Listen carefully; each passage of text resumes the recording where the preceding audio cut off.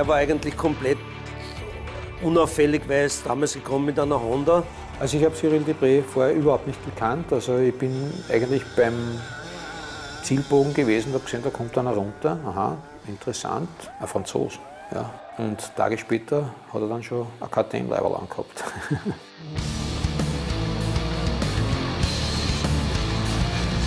Und KTM hat sich ja die Topfahrer eingezogen, wie man weiß, weil die gewinnen ja heute auch irgendwo andere Rennen. Und so war zum Beispiel der Cyril Deprez einer davon.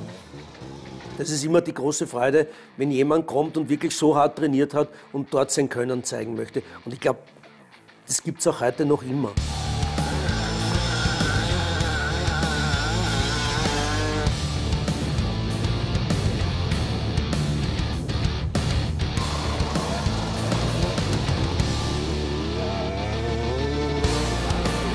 Er ist einfach ein extrem freundlicher und ein extrem kommunikativer Mensch, der sehr, sehr gern mit seinen Fans kommuniziert.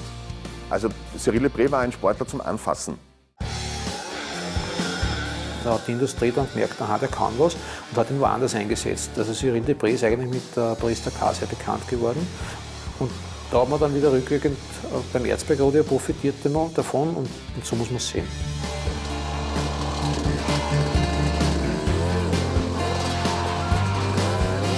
Der Auftritt von Cyril am Erzberg war also wirklich beeindruckend. Er war bei seinem ersten Antritt am Podium, kam auch dann im Jahr darauf als frisch gebackener KTM Factory Rider wieder. Und ich glaube, was den Cyril auch so speziell macht, ist seine mentale Stärke. Ich weiß noch, wie ich den Deprez zum ersten Mal als schon als Werksfahrer bei Dynamite gesehen habe. Ich habe geglaubt, mir hebt das Heu ab. Ich habe noch nie vorher einen Menschen so über solche Steine, über seine Stelle fahren gesehen. Ich konnte mir das nicht vorstellen, dass es sowas gibt.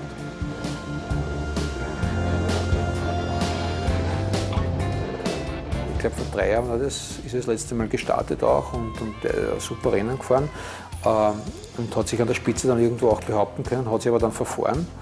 Die anderen eben nicht. Und da hat er gesagt, wir haben die Strecken schlecht gesteckt gehabt. Da habe ich gesagt, aber warum haben es die anderen gefunden und du nicht? Also, und er hat es dann halt nicht verstanden, wollte es nicht verstehen. Haben wir dann noch, glaube ich, 10 SMS oder 15 SMS geschrieben. Und er wird nicht mehr kommen, hat er gesagt. Ja. Cyril Deprez und das Erzberg-Rodeo sind, ich sage mal, kurzfristig in Unfrieden geschieden. Ich glaube, dass der Cyril noch eine Rechnung mit dem Berg offen hat. Und die will er einlösen.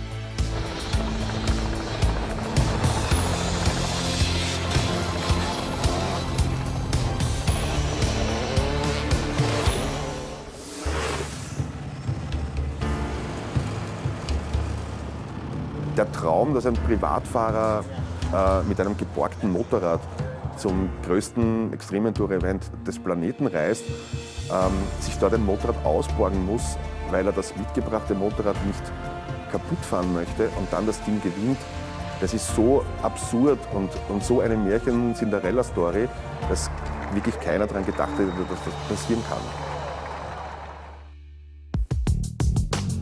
Also ich habe nur gehört, dass er ein guter Fahrer sein soll. Den Namen konnte auch noch keiner aussprechen, also ich auch nicht. Also wir haben gesagt, okay, das ist einfach fahren.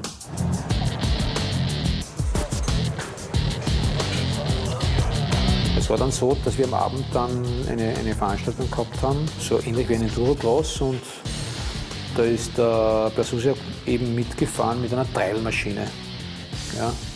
Und ich habe das gesehen und habe gesagt, boom, also gewaltig.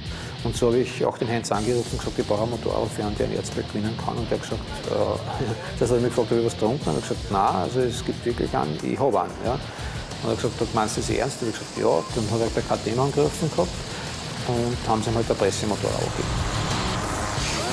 Dass der dann wirklich als Erster ins Ziel kommt, also das war wirklich eine gewaltige Überraschung. Und ich sage mal, mit einem unvorbereiteten Motorrad ganz sicher, das er nicht gewohnt war, eine beachtliche Leistung. Ich weiß noch, dass mir viele unserer Pressefotografen, viele Journalisten gesagt haben, die entlang der Strecke standen, dass wie der Typ vorbeigefahren ist, sie gedacht haben, das ist einer, der falsch gefahren ist. Es hat sich keiner vorstellen können, dass das der Führende oder vielleicht sogar der spätere Gewinner ist. Der Heinz kurzes noch informiert, dass er wirklich gewonnen hat mit dem Leihmotorrad. Und ich glaube, da war der Weg besiegelt.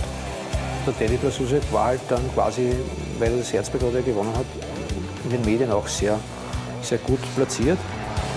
Das war quasi der Beginn von seiner Erfolgsleiter.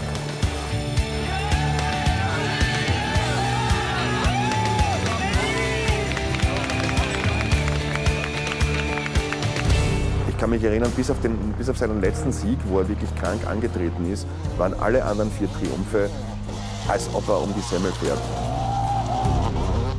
Komplett unangestrengt, federleicht, er hat mit extremen Vorsprüngen gewonnen.